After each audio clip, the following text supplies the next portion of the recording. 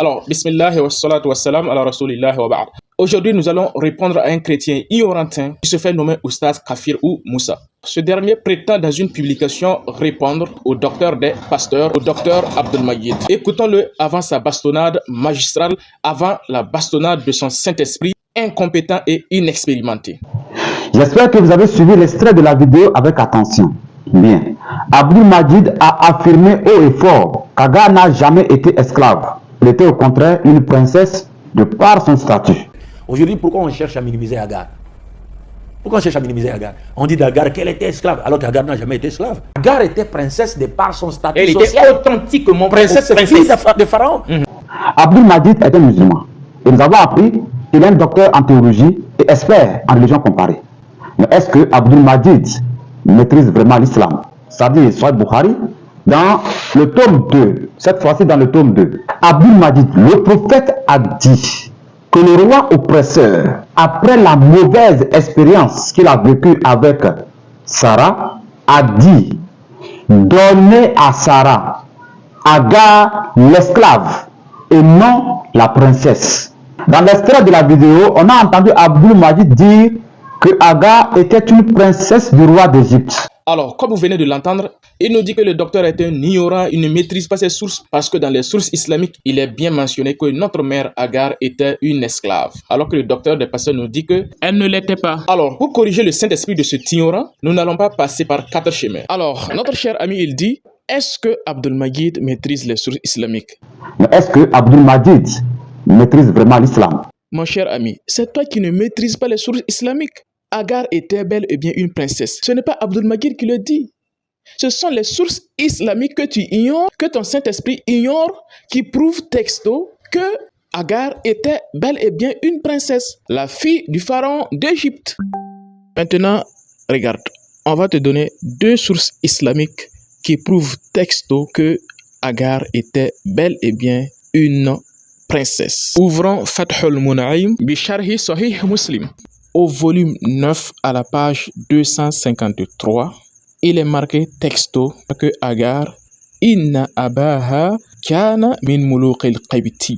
Agar était la fille du roi d'Égypte. La même chose est rapportée dans Fathul Bari au volume 6 à la page 394 où on nous montre clairement et texto encore une fois de plus que Agar était bel et bien la fille du roi d'Égypte, c'est-à-dire une princesse, claire et nette. Tu vois, mon cher ami, voici les conséquences d'être animé par un faux Saint-Esprit. On accuse Abdelmajid de ne pas maîtriser les sources islamiques, alors que c'est un faux Saint-Esprit qui t'anime, qui ne maîtrise pas les sources islamiques. Quelle humiliation! Oh Seigneur, quelle humiliation!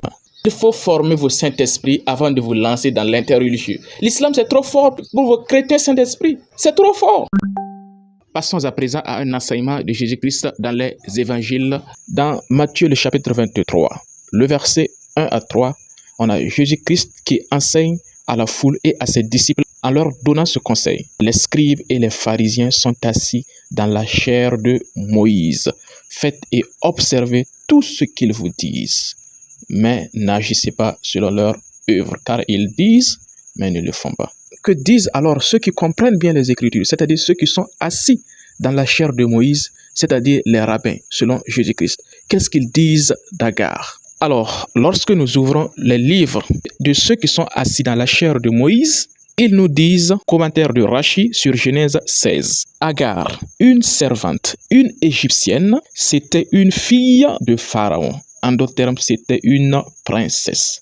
Quand il vit les miracles qui avaient été accomplis pour le gain de Sarah, il dit, il vaut mieux pour ma fille être servante dans la maison de cet homme, c'est-à-dire Abraham, que d'être maîtresse dans la maison d'un autre homme. Genèse Rabbah 45:1. C'est clair. Agar, princesse d'Égypte, pourquoi elle s'était abstenue de se remarier alors qu'elle est princesse d'Égypte? Vous vous rendez compte le nombre de personnes qui auraient voulu se marier avec l'ex-femme ou la concubine d'Abraham Avinu, fille de Pharaon. Attends, t'as la totale. T'as été marié avec la femme du plus grand rave de la génération et en même temps la fille du plus grand roi de la génération. Donc c'est vrai que ça faisait quand même une sacrée pub, et pourtant elle a refoulé tout le monde. Agar, princesse d'Égypte. Agar, princesse d'Égypte. Mon cher ami, avant de faire une vidéo, il faut demander à ton Saint-Esprit, Cancre et Nagash, de bien s'informer avant que tu ne démarres la vidéo. Vous voyez comment nous sommes en train de révéler l'inculture des faux Saint-Esprit d'église qui animent les chrétiens aujourd'hui, qu'ils appellent par ignorance Saint-Esprit sans le savoir. Dites-moi si on n'est pas animé par un faux Saint-Esprit. Si on n'est pas animé par un guide d'église, comment on peut ignorer que les sources islamiques affirment clairement que Agar était bel et bien princesse d'Égypte? Comment on peut ignorer que les sources juives, comment on peut ignorer que les sources de ce que Jésus-Christ a dit d'écouter que Agar est princesse d'Égypte? C'est incroyable. Il faut être animé par un faux Saint-Esprit pour ignorer ces sources.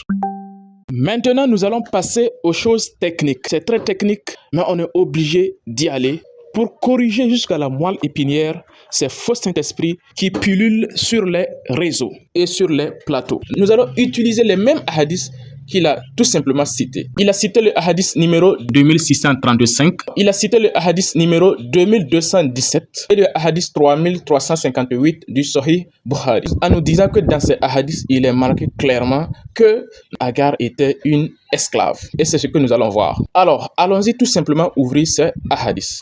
Effectivement, lorsque nous lisons la traduction, il est marqué clairement que Sarah a dit que Allah lui a donné une esclave pour lui servir. Quand on est incompétent, ça sous-entend que Agar était une esclave et elle a été de nouveau donnée à Sarah pour être asservie à sa cause. Sauf que le terme esclave n'existe pas dans les textes originaux prononcés par le prophète. Le prophète, il dit « Anna Allaha kabatal kafira wa ahdama walidatan » que Allah a humilié l'imposteur et lui a donné une fille pour lui servir. Ici, le prophète prend le soin d'utiliser le terme « une fille » walidatan et non « amma » esclave qui est utilisé.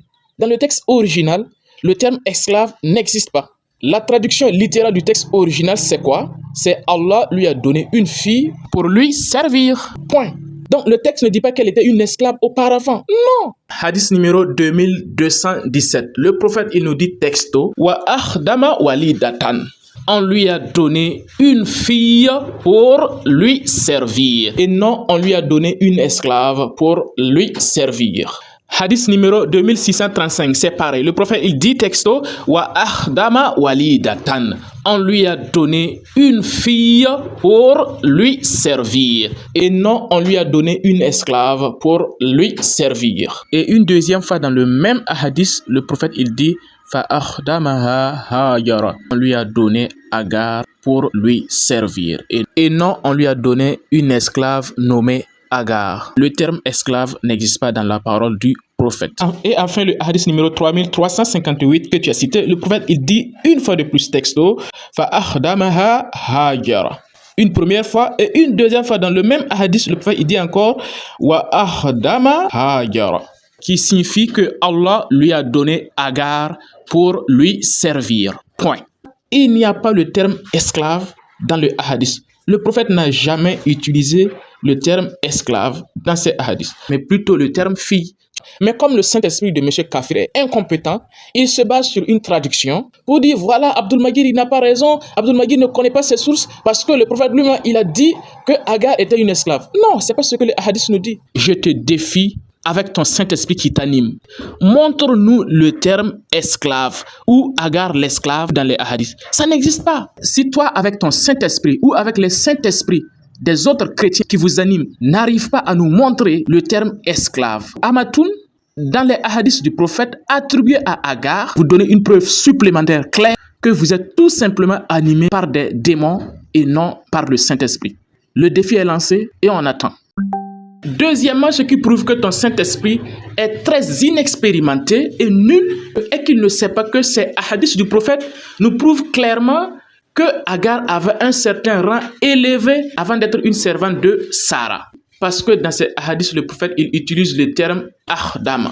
Et Akhdama, en arabe, ça signifie asservir. Rendre quelqu'un dépendant, rendre quelqu'un inférieur à quelqu'un d'autre. Ce qui veut dire que Agar avait un rang élevé avant d'être assujetti à Sarah. C'est pourquoi le prophète il utilise le terme Ahdama, asservir pour une personne. Si Agar n'avait pas une position élevée avant qu'on lui donne à Sarah, le prophète allait dire Wahaba Amatun, qui signifie on lui a donné une esclave, c'est-à-dire qu'elle était esclave auparavant. Mais ce n'est pas ce que le prophète il a dit. Dans ces hadiths, il n'est écrit nulle part que Agar était une esclave. Ça n'existe pas. Donc, soit le Saint-Esprit de notre cher ami est victime d'une ignorance criarde, soit le Saint-Esprit de notre cher ami est lui-même possédé et il a besoin d'une délivrance. Mais oui, c'est clair. Je répète une fois de plus, allez-y former vos Saint-Esprits avant de revenir. Vous ne connaissez absolument rien. Vos Saint-Esprits ne connaissent absolument rien et vous voulez parler de l'islam. C'est incroyable. On se base sur des traductions.